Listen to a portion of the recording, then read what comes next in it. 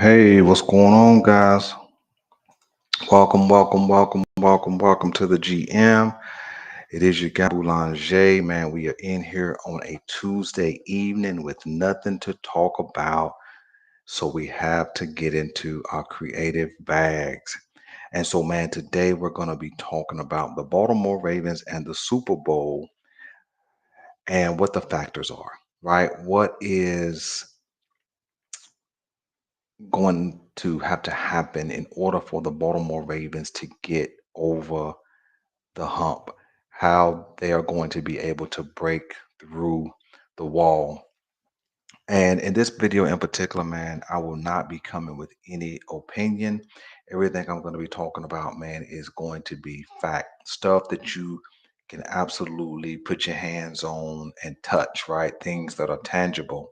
So, man, whether you catch this in the recording or you catch it live, I appreciate you guys for being here, man. And so, do me a favor, hit the like, hit subscribe if you've never subscribed, and let's get into our conversation for today. So, man, in truth, every team starts out this time of the season where they're thinking Super Bowl. Some teams get a reality check and say, okay, we don't have what it takes, so maybe we can make the playoffs.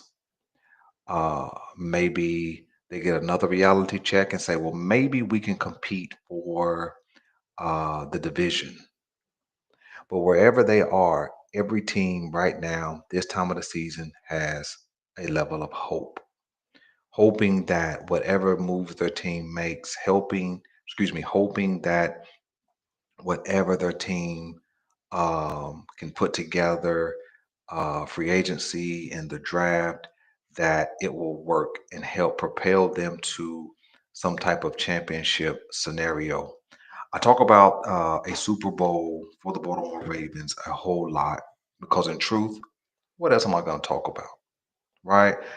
If I'm not thinking Super Bowl, if I'm not talking Super Bowl, then what am I really talking about? Right? And I'm speaking in the context of being a Ravens fan. I understand that there are some franchises and their fan bases that are not thinking Super Bowl as a level of success. But at this point in our history, as a fan base, as a franchise, we can only be considering a Super Bowl. But here's the truth, man.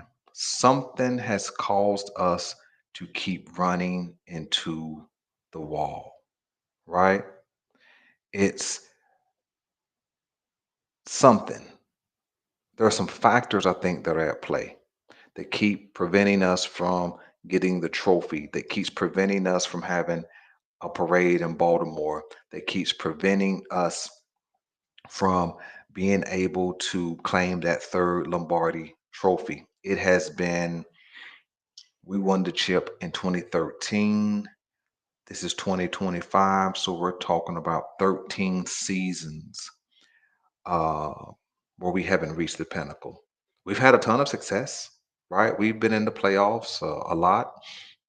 We have clinched the division a lot, but we have not gotten to the ultimate prize, and that's the Super Bowl and getting the Lombardi trophy. And so the question is, what is that wall?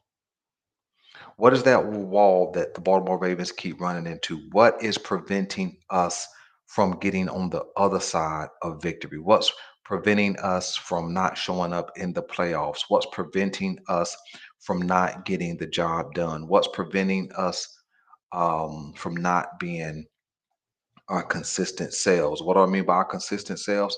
Well, there's plenty of times in the regular season where we look dominant, where our run game is dominant, where our pass game is efficient and effective, where our defense looks top notch. Now that it wasn't so much this past season, at least for the first half, but there's plenty times that we can point to where things are looking up for the Baltimore Ravens. And people start to get on board and predict that, oh man, this is the Ravens year. This is their time. And something keeps us running into that wall. And it's the same wall, man. It's not anything different. And I've heard a lot of conversation, man, where people say that the Baltimore Ravens beat themselves. Nobody beats themselves. You know why? Because there has to be another team on the other side of the field who has to be able to take advantage of your own mistakes. Yeah, you can have self-inflicted wounds and you can have things that you do not up to par that give another team an advantage, but the other team has to be in place in order to capitalize on the Baltimore Ravens mistakes. So the Baltimore Ravens don't beat themselves, right? Now, in truth, if we showed up and we were our regular season selves in the playoffs, if we were a divisional round, version of ourselves as we advance in the playoffs, or excuse me, wild card round version of ourselves as we advance to the playoffs, we could get some things done. But I believe that the Baltimore Ravens have a couple of factors that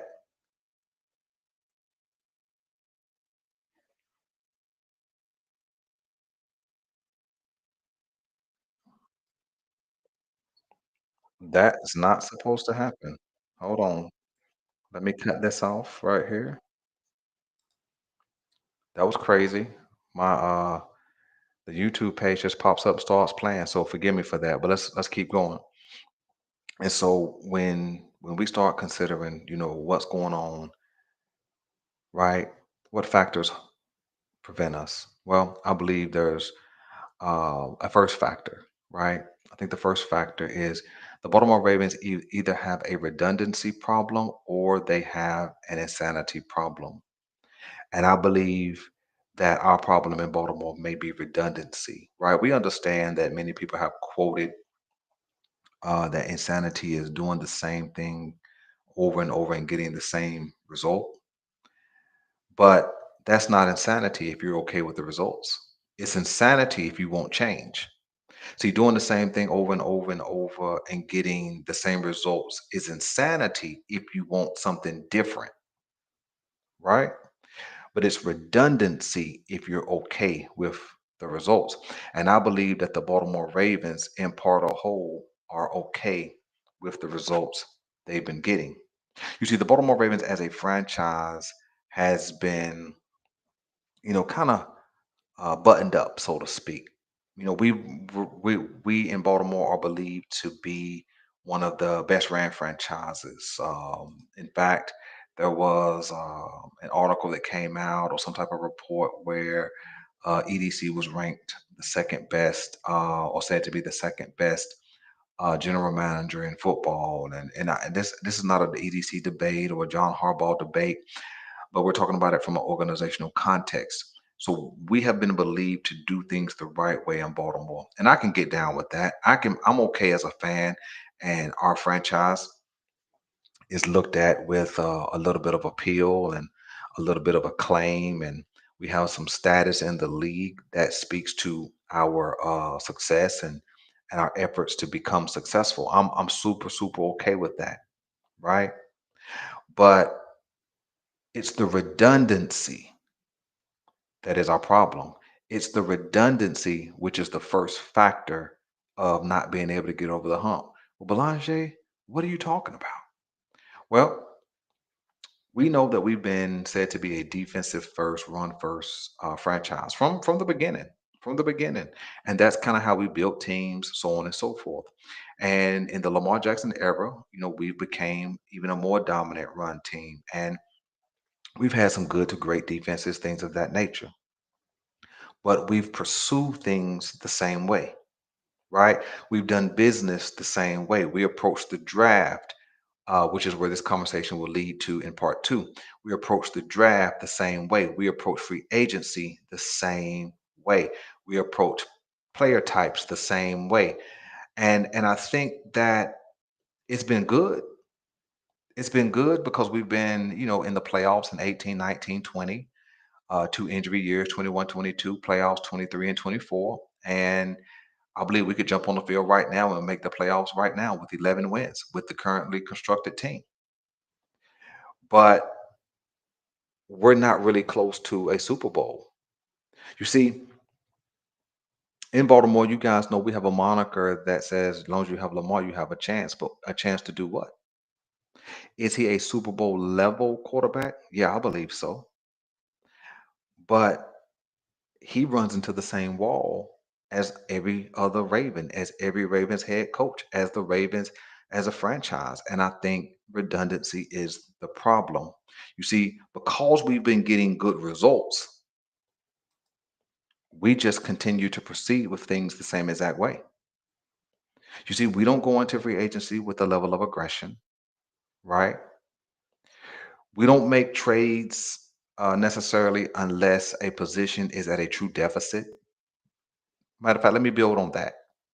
When we make a trade in Baltimore, it's not really to put us over the top. Let's just talk truth. It's not really to kind of push us over the top. It's not really to bust through the wall.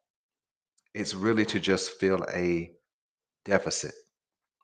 When we went out and traded for Marcus Peters several years ago, it's because we needed a cornerback, not so that we could get a guy who would put us over the top. When we made a trade for Roquan Smith 3 seasons ago now, basically, it wasn't to get a linebacker that would put us over the top into AFC contention and Super Bowl contention. It was because we believed that we needed somebody to fill that middle linebacker, captain of the defense type role. It wasn't to put us over the top. We don't make those kind of moves. And that's because traditionally we haven't made those kind of moves. We are kind of just keep it the same, keep everything in house, sign your own free agents if you got them. Don't spend a whole lot of money, undervalue some positions, overvalue other positions, and we're getting the same results: success, making the playoffs, success, winning our division, but a lack of success when it comes to winning anything of major significance. And I believe it's a factor of being redundant, just doing the same thing over and over, not insanity, because the Baltimore Ravens are certainly okay with the results. So, Belanger, what can we do about it? Well, change. And we're going to have to change the historical factor. What's the historical factor? Well, the historical factor in Baltimore is just what I stated, that we have an approach and we have a methodology to doing things. We have a way that we're going to conduct business, and we're not going to stray much from that. And so the thing, um, now you good. You ain't late, KZ. You're good. You're right on time. you right in you right in the midst of our conversation. And so what I'm saying to you guys is this. What I'm saying to you guys is this: unless we change that redundancy factor, unless we change it, we're going to get more of the same. You see, there is evidence out there. That's what I mean by the historical factor. There's evidence out there that says change is in store. Every team that has been successful and reached the pinnacle, they have engaged in a method of change. Now let's talk. We understand that the general manager isn't going anywhere. It's too late in the off season. Nobody expected him to leave. The draft is right next week. So there is no expectation that the GM is leaving, right? And that's not this conversation. This conversation not even about EDC necessarily. But what what I'm leaning into is change. So we can't change the GM. So who's next? Head coach. Well, head coach ain't changing. John Harbaugh just signed an extension for 3 years. So the head coach ain't changing. We definitely don't want to change out the quarterback. So those are your major front end leadership level pieces: GM, head coach, and then the quarterback. So Belanger, man, if we ain't changing those pieces, then what are we changing? Well, you got to let me build this case because we may not get there today. But let me bring in some history to show you that change is always in order. Let me show you something. I want to show you a slide. Sorry that it's not super glamorous or anything. I just want to present information. In 2025, Eagles win the championship. Now, this is not the 2025 season. This is 24-25. So what you're going to see is the year the championship was actually won. And we're going to take a 10-year snapshot to show you and highlight some things for you why I tell you change is always in order. So you look at the Eagles win the championship in 2025. The Chiefs won in 2024. The Chiefs also won in 2023. The Rams win the chip in 2022. The Bucks win the chip in 2021. Let's keep looking. The Chiefs win the chip in 2020. The Patriots win in 2019. The Eagles win in 2018. The Patriots win in 2017. And the Broncos win in 2016. Now, Belanger, why are you showing us who won the Super Bowl? The Ravens ain't up there. That's my point. That's exactly my point. See, when I say change is always in order, if you're going to compete, let me let me build this case. When you look at the Philadelphia Eagles, right? You saw them on there twice, but they've been to the Super Bowl 3 times in a 10-year time frame from between 2016 and 2025. Now, if you're doing basic math, 16 subtract 25 is 9, but if you count the year itself, that's 10 years. The Philadelphia Eagles have been to the Super Bowl 3 times in a 10-year span. They've captured the chip twice, but they don't fall victim to redundancy. You see, in 2017, excuse me, in 2018, when they win the chip, right? Uh, what's that? Wentz was the quarterback on his way to possibly winning the league MVP. He gets hurt. Nick Foles steps in, and they go on and win the chip against the Eagles. That's the 505 game for Tom Brady, but he didn't win anything because the Eagles won that year. Now, who was the quarterback? Wentz, Carson Wentz, that is. Who was the head coach? Doug Peterson, right? Okay. Now listen, remember we're talking about change.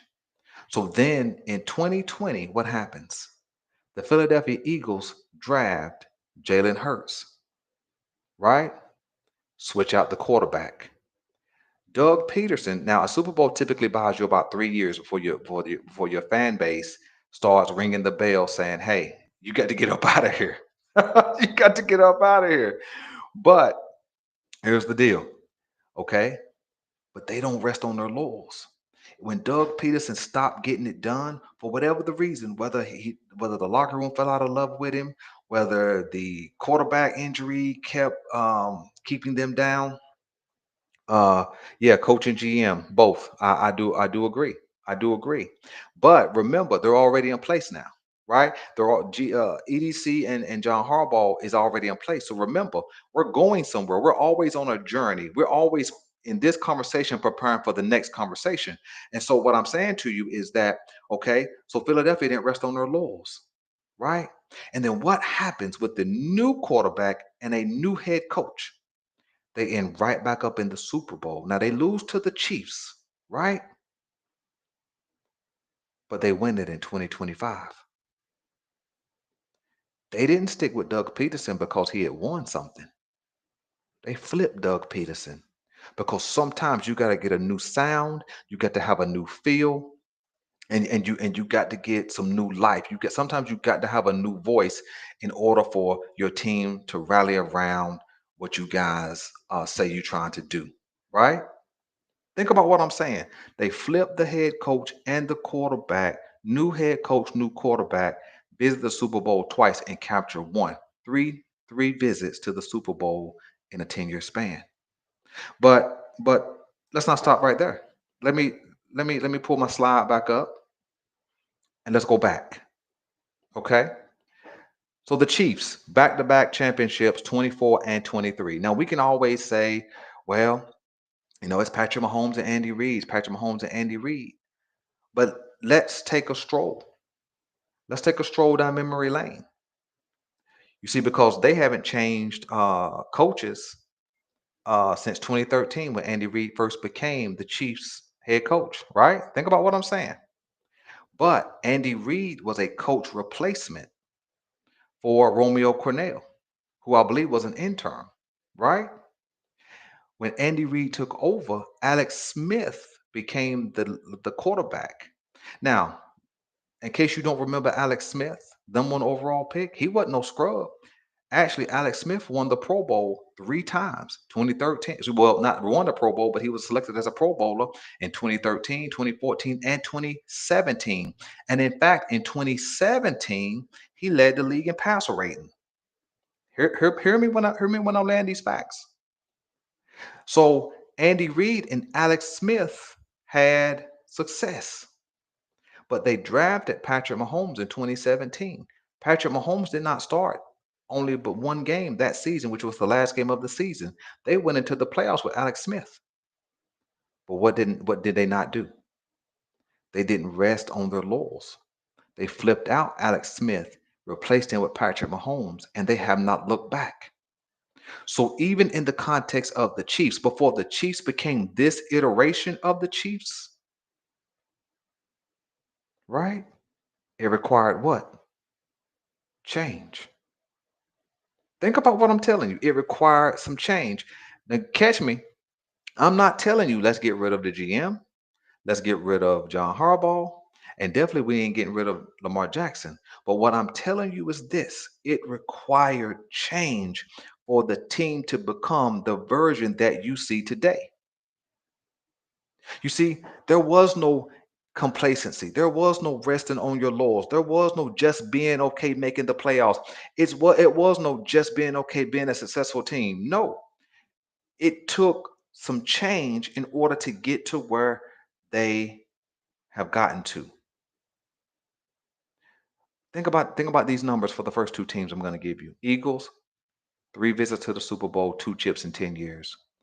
The Chiefs, uh 5 visits, 4 visits. I don't remember. 4 or 5 visits to the Super Bowl. Actually, 5 visits to the Super Bowl in the last 10 years, and they've captured 3 championships. But what started it? The change. You see, sometimes a team does need major change at the very top, GM, head coach, or at the quarterback position. Now, believe me, I'm not.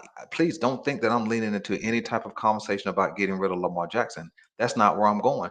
Again, this is not even a conversation about the GM or the head coach. This is me saying there is change that needs to happen in order to break up the redundancy and just being okay with playoff results.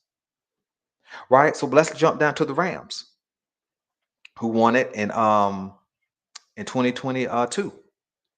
Well, the Rams in a decade have been to the championship game, the Super Bowl, twice. After they got McVay as their head coach, they went to the Super Bowl, if you remember, with Jared Goff when they got beat by the Patriots, right? Think about it. But what had to happen? They had to have a major change.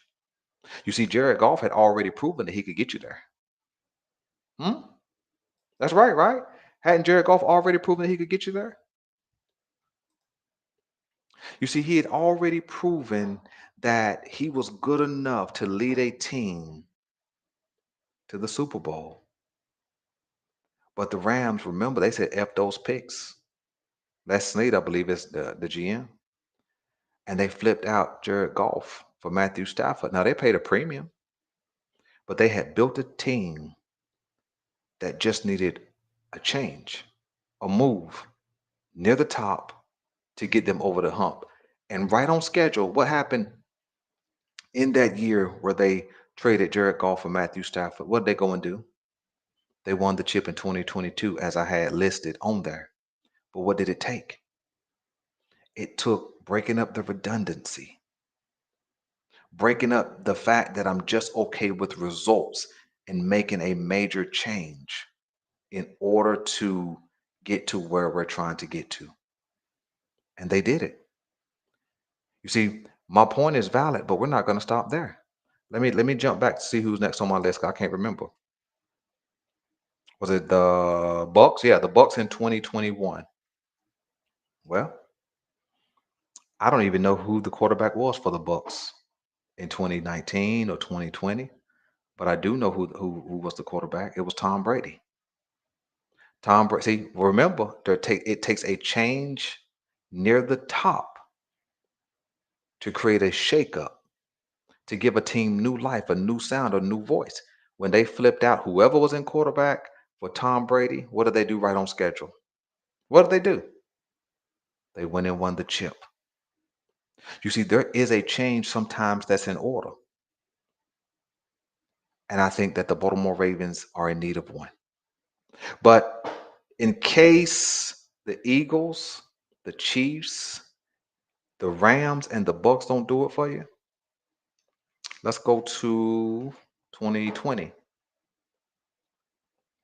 2020 is the Chiefs, right back in there.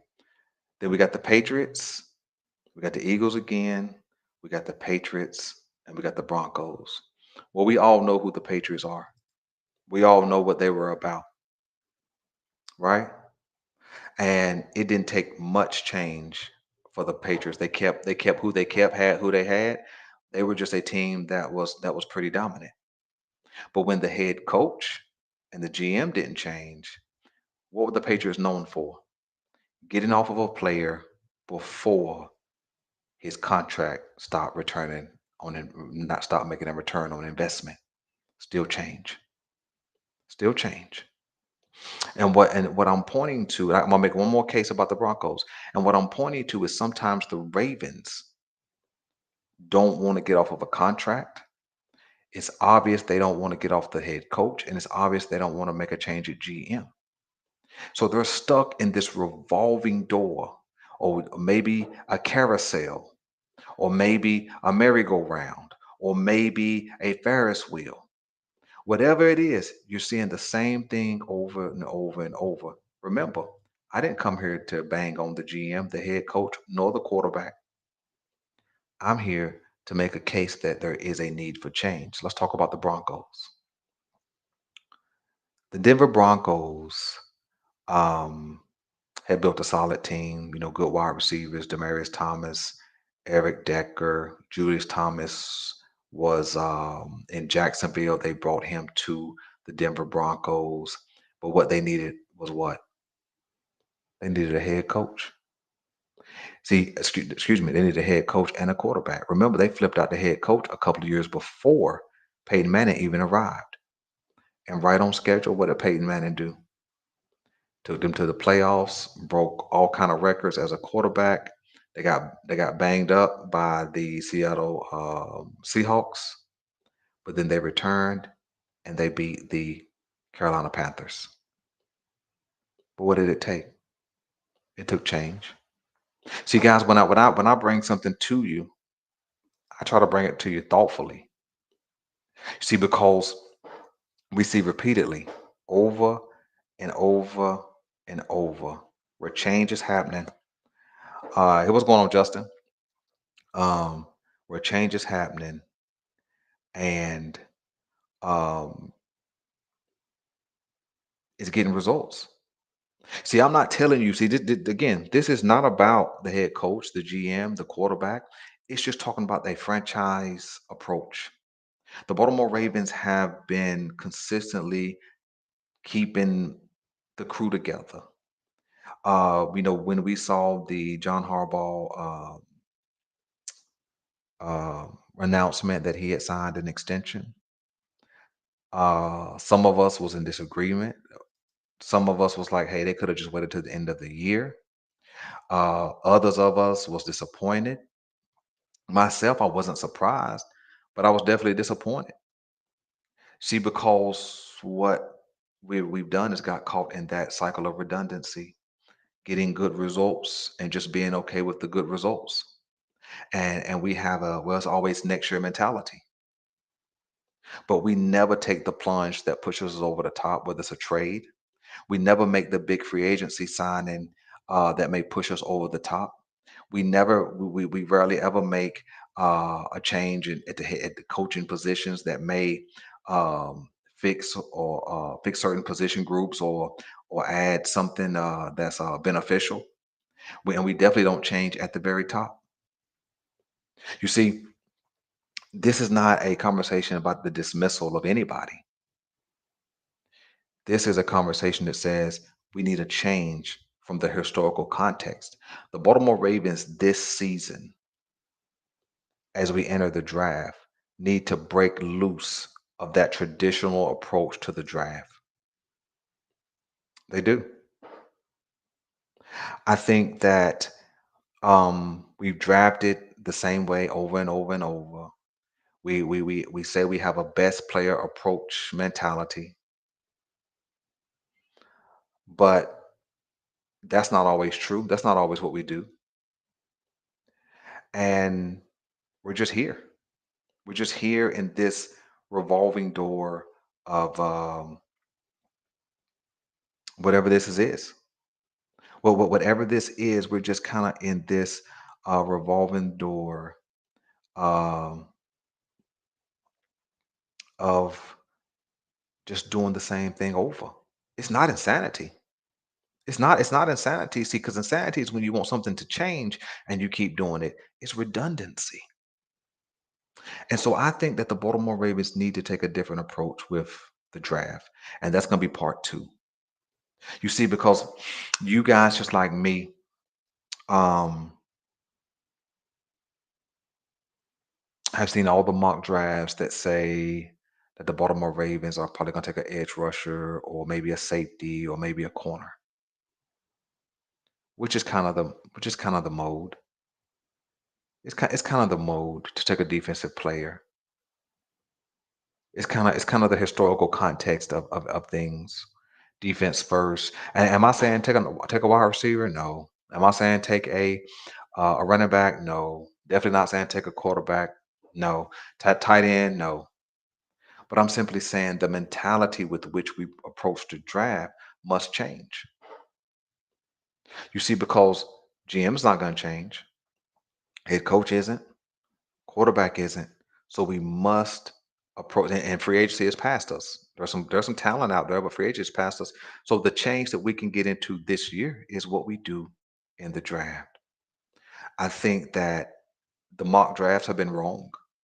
I'm not saying they're wrong for their thoughts. I'm not saying they're wrong for their opinions. I'm not saying they're wrong for who they want the Baltimore Ravens to pick. I'm simply saying taking the same old best player available approach may be more costly than we recognize. In the next video, same subject matter. It's going to be the roster factor. I think that we'll see some evidence that maybe, just maybe, we may need to look at things a little bit different. You see, while you think about the list of teams I gave you, Eagles, Chiefs, Patriots, Rams, all of those teams, and even the Broncos who came in on the end, all of those teams have visited the Super Bowl a minimum of twice. We haven't visited once. And we believe certainly that we have the best player in the league, but we haven't sniffed the Super Bowl. And it's because we've been unwilling to change.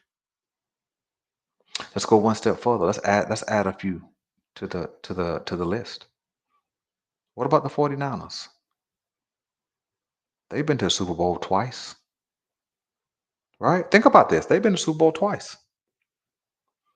They went one time with Jimmy G, right? But when Jimmy G couldn't get it done, what they do? They flipped him out and went with a seventh round pick in Brock Purdy, last pick in the draft, I believe. If I am remembering correctly. Think about it. It took change. It took change to do what these teams have done. See, we have. Hold on. Let me get my numbers correct. Eagles, Chiefs, Patriots, Rams, 49ers, and the Broncos. We have six examples of teams who have visited the Super Bowl at least twice, five of them twice in 10 years, and six of them twice in like 12 years. And where have the Ravens been? See, I'm not here to blame anybody. Let me be clear. I'm not here to blame anybody. I'm here to tell you that it's a conversation about a change that's needed. There are some things for change that's too late for, but there's others, such as the draft, which I'll talk about tomorrow probably, that can still impact or have impact on what we do next. So listen, man, I appreciate you guys for checking in.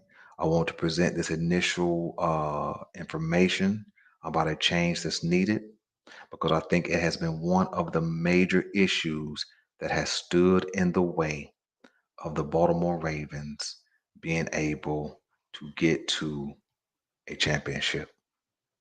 And I don't know about you, but I'm ready to move on from the conversation about what we aren't doing. I don't want to have the conversation about 2019 and the wall we ran into, and 2020 and why we couldn't get over the hump, and 2023 after having one of the best records in the league, we couldn't get over the hump, and 2024 or 25 that may be, why we couldn't get past the Buffalo Bills. See, it's the same wall that we're running into. How do we know? Because we lose the same exact way. Nobody, no, it's not a situation where we're beating ourselves. Teams are actually beating us, but part of that is because we beat ourselves because we're not willing to change. So listen, man, I appreciate you guys. I'm your guy Boulanger. This is the GM. I'll check you guys tomorrow when we continue this conversation about change that's needed. I'm out.